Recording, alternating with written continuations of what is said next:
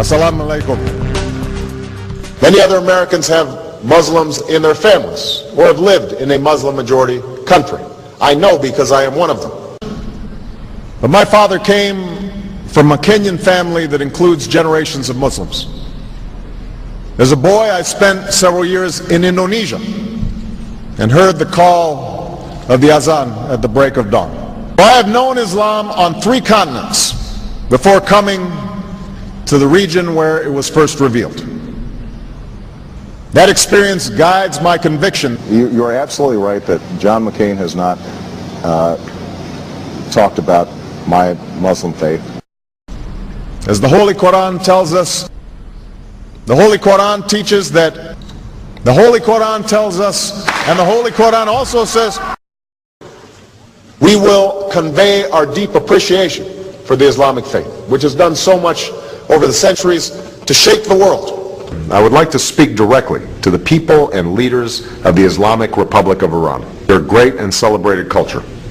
Over many centuries, your art, your music, literature, and innovation have made the world a better and more beautiful place.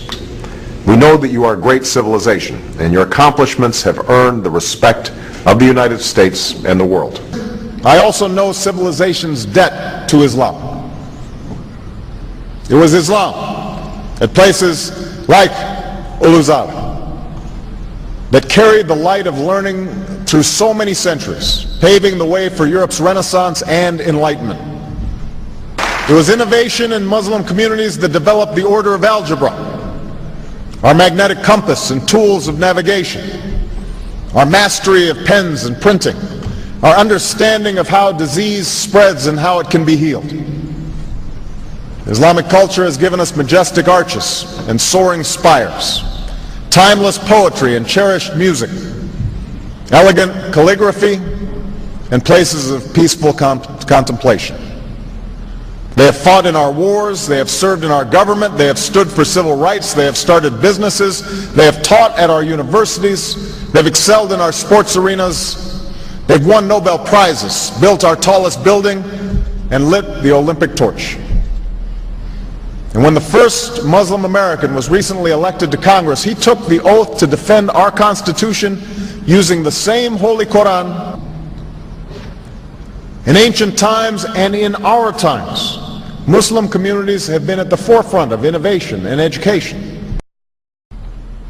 Islam is not part of the problem in combating violent extremism. It is an important part of promoting peace. The enduring faith of over 1 billion people is so much bigger than the narrow hatred of a few. In the United States, rules on charitable giving have made it harder for Muslims to fulfill their religious obligation. That's why I'm committed to working with American Muslims to ensure that they can fulfill zakat.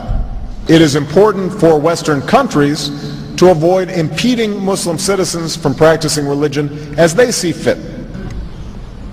And I consider it part of my responsibility as President of the United States to fight against negative stereotypes of Islam wherever they appear. We are no longer a Christian nation. We do not consider ourselves a Christian nation. The United States has been enriched by Muslim Americans. Since our founding, American Muslims have enriched the United States. Islam has always been a part of America's story. There is a mosque in every state in our union and over 1,200 mosques within our borders. You know, one of the points I want to make is that if you actually took the number of Muslims Americans, we'd be one of the largest Muslim countries in the world. Let there be no doubt, Islam is a part of America. He did bow to the Muslim king while he did not do it to the British Queen of England. And by bowing, he showed the world that I am subservient. I do bow down to you as a Muslim king, something no other president has done with Saudi Arabia. The Saudi king is his peer. He is not his subordinate in order to bow for him. And this is exactly what Obama did.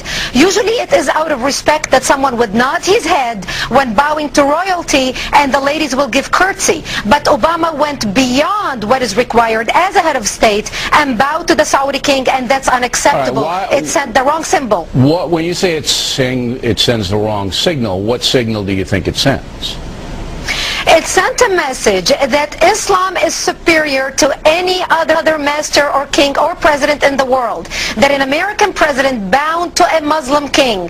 It also sent a message that terrorism and jihadism is giving Islam the respect it should have on the world stage, to the point that it made an American president, for the first time in history, bow to a Muslim king. I won't wear that pin on my chest. It's a little weird, Alan, that in the middle of the campaign the guy takes off the American flag that most people wear because they're proud of their country. Let me speak as clearly and as plainly as I can. America is not and never will be at war with Islam.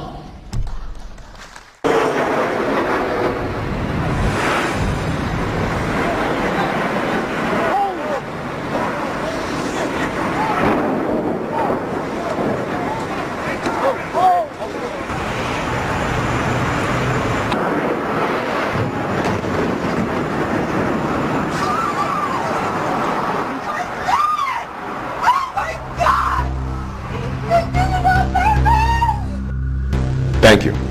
And Eid Shoma Mubarak.